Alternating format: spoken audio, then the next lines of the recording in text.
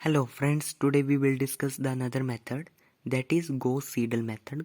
Gauss-Jacobi method हम previous concept में discuss कर चुके थे. अब Gauss-Seidel मेथड में भी सेम तरीके से लीनियर इक्वेशंस ले ली है मैंने.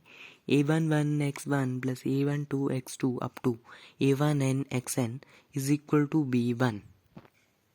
उसी तरह से second equation a21 x1 plus a22 x2 plus up to a2n xn is equal to b2. Same तरीके से an1 x1 plus an2 x2 plus up to ann xn is equal to bn. Previous concept की तरह same ही है जैसे Gauss Jacobi method में किया था. कुछ निकालना, फर्स्ट इक्वेशन से x1 की वैल्यू निकालेंगे, सेकंड इक्वेशन से x2 की वैल्यू निकालेंगे, थर्ड इक्वेशन से निकालेंगे x3 की वैल्यू या xn की वैल्यू. ठीक है, पर करेंगे क्या, वही मैंने diagonal dominant property that is कि होगा क्या, जब हम x1 की वैल्यू निकालेंगे तो ये जो हमारा कोफिशिएंट है मल्टीपल कोफिशिएंट, इसका modulus must be greater than और equal to the sum of modulus of other coefficients. तो सेम है यहाँ पे, और ये वैल्यू जीरो के बराबर नहीं होनी चाहिए. तो a11 must not equal to zero and a11 modulus must be greater than और equal to a12 plus a13 plus up to a1n, इन सभी कोफिशिएंट्स का सम. ठीक है, तो x1 की वैल्यू यहाँ से निकल आएगी. x1 की वैल्यू कितनी आ जाएगी आपके पास, b1 माइनस ये सारे टर्म्स को माइनस करके और डिवीजन में आ जाएगा a11. ठीक है, उसी तरीके से second a22 is must not equal to zero. x2 की वैल्यू निकालते समय, ठीक है, x2 की वैल्यू क्या आएगी, v2 में से ये सारी टर्म हो जाएगी माइनस और a22 चला जाएगा डिवीजन में. ठीक है, और यहाँ पे डायगोनल डोमिनेंट प्रॉपर्टी वही सेम, मॉडुलस इसका, ठीक है, वो ग्रेटर देन और इक्वल टू होना चाहिए इन सभी कोफिशिएंट्स के मॉडुलस के सम के बराबर. ठीक है, उसी तरह से थर्ड एक्सएन के लिए निकालेंगे तो एक्सएन के लिए भी सेम है. यहाँ पे ann must not equal to zero, ann must be greater than और इक्वल टू मॉडुलस इसका, ठीक है, बाकी इस कोफिशिएंट्स के सम का. ठीक है, तो वही है ये एक्सएन की वैल्यू. उसी तरीके से सिमिलर तरीके से हमने प्रीवियस कॉन्सेप्ट में डिस्कस किया था, that was the Gauss-Jacobi method. Same method is it was. अगर आपको थोड़ी प्रॉब्लम आ रही है तो आप दोबारा से गॉस-जैकोबी मेथड से जंग से देखिए तो आपको पता लग जाएगा. उसमें वेल एक्सप्लेन्ड तरीके से ये बताया गया है कि आपने यहाँ तक कैसे पहुँचना है. उसके बाद आती है फर्स्ट आइट्रेशन की बात. बस गॉस-जैकोबी मेथड और गॉस-सीडल मेथड में यहीं पर आता है डिफरेंस. हम फर्स्ट अप्रोक्सीमेशन के लिए बात कर रहे हैं तो x1 की फर्स्ट अप्रोक्सीमेशन, वही x1 की वैल्यू जो ऊपर निकाली 1/a11 b1 minus a12 x2 minus a13 x3 up to a1n xn. अब होगा क्या, इसकी इनिशियल वैल्यूज़ नहीं देख रखी हमें. x1 यहाँ पे x2 की कौन सी वैल्यू पुट करेंगे, इसकी तो वैल्यू हमें पता ही नहीं है, तो इसकी इनिशियल वैल्यू पुट करेंगे जो हमने जीरो मानी है. x3 की इनिशियल वैल्यू पुट करेंगे जो हमने जीरो मानी है. xn की इनिशियल वैल्यू पुट करेंगे जो हमने जीरो मानी है, क्योंकि इनकी देकर नहीं रखी, देकर रखनी चाहिए, वो हमें निकालनी पड़ेंगी. जब निकालेंगे क्या, इनिशियल ज़ीरो ही होती हैं इनकी वैल्यूज़. ठीक है, उसी तरीके से x2 1/a22 v2 minus a21 x1. अब यहाँ पे आएगा डिफरेंस. प्रीवियस जैकोबी मेथड में क्या होता था, x1 की वैल्यू निकाल ली, पर आइट्रेशन कौन सी है, फर्स्ट आइट्रेशन है ना. अब फर्स्ट आइट्रेशन है तो मैंने बोला था कि प्रीवियस आइट्रेशन की वैल्यू पुट करनी है. x1 की कौन सी वैल्यू पुट करते थे प्रीवियस में, इसकी फर्स्ट आइट्रेशन प्रीवियस मतलब इनिशियल वैल्यू पुट करते थे यहाँ पे ज़ीरो. बट अब कौन सी पुट करेंगे, अब x1 हम निकाल चुके हैं, x1 हम निकाल चुके हैं, x1 की फर्स्ट आइट्रेशन की वैल्यू हम निकाल चुके हैं, तो वो वैल्यू अब हम यहाँ कर देंगे सब्सटीट्यूट. तो यहाँ पे आता है डिफरेंस गॉस-जैकोबी मेथड और गॉस-सीडल मेथड में. गॉस-सीडल मेथड में क्या करना है, जैकोबी में हम प्रीवियस पुट करते थे, पिछली आइट्रेशन की वैल्यू पुट करते थे, वहाँ पे x1 की जीरो पुट करनी थी, जीरोथ वैल्यू पुट करनी थी, जो इनिशियल वैल्यू थी वही. पर यहाँ पे x1 की निकल आई है, जो निकलती जाएंगी वो आपने कर देनी है वही पुट, और बाकी जो नहीं निकलेंगी वो आपने ज़ीरो पुट करनी है, प्रीवियस की पुट करनी है. x2 की नहीं निकलेगी, ये निकालेंगे हम इसकी फर्स्ट. ठीक है, तो ये आपने पिछली पुट करनी है. फिर x3, अब यहाँ पे x3 है तो फर्स्ट निकल आई है, x2 की फर्स्ट निकल आई है, तो हम वही पुट करेंगे और बाकी सभी की नहीं निकली होगी.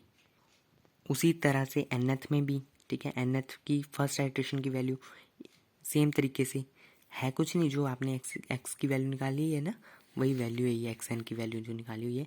उसमें बस डिफरेंस कहाँ आ रहा है, x1 की यहाँ पे फर्स्ट वैल्यू जो हमने निकाली x2 की फर्स्ट वैल्यू, x3 की फर्स्ट वैल्यू, क्यों? क्योंकि पीछे हम निकाल चुके, और xn की हम निकाल रहे हैं इस समय, जिसकी निकाल रहे हैं उसकी इनिशियल पुट करेंगे और बाकी।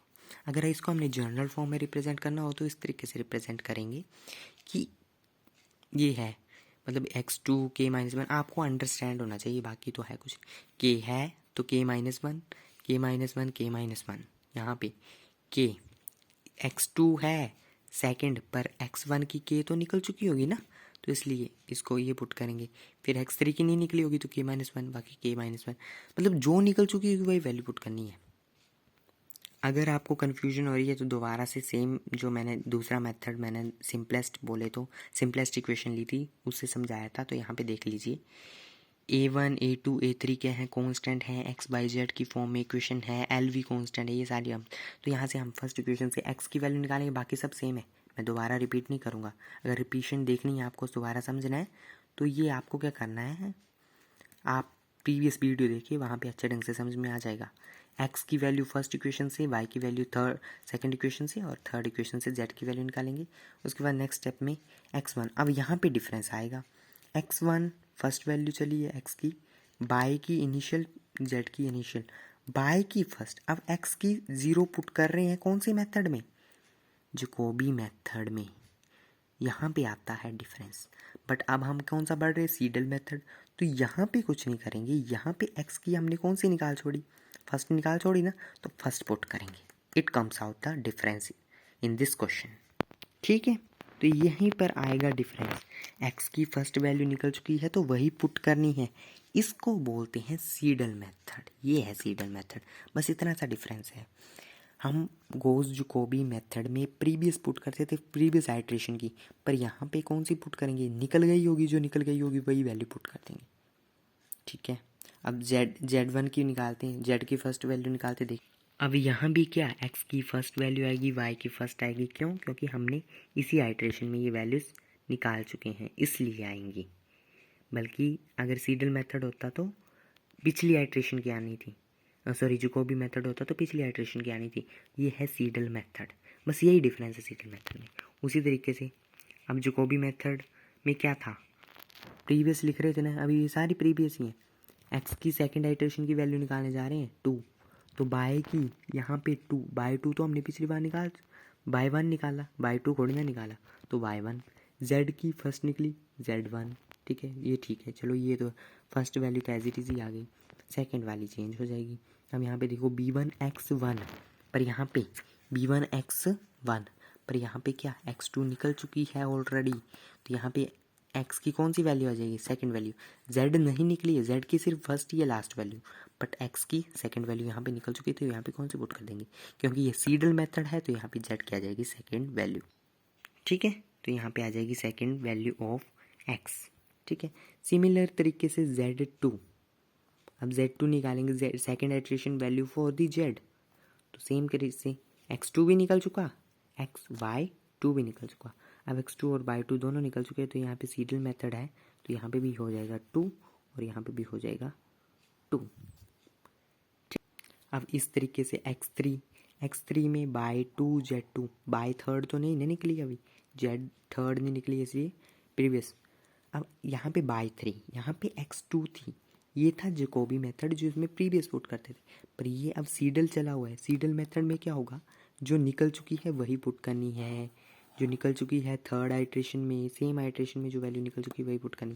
तो एक्स की कौन सी वैल्यू पुट करेंगे, थर्ड वैल्यू पुट करेंगे यहाँ पे एक्स की, ठीक है। जेड की कौन सी, जेड की तो सेकंड ही आएगी, क्योंकि जेड की थर्ड अभी निकालनी है हमें। यहाँ पे जेड की थर्ड, एक्स की थर्ड निकली, बाय की भी थर्ड निकल चुकी है, तो यहाँ पे भी क्या हो जाएगी, ये third and third.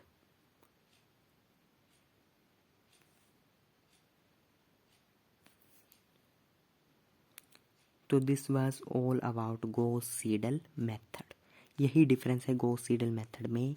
Jacobi method में हम प्रीवियस वैल्यू पुट करते थे, यहाँ पे जो निकल चुकी है वही वैल्यू पुट करेंगे। This was the difference in Gauss Seidel method, okay. तो this is all about Gauss Seidel method. Thank you.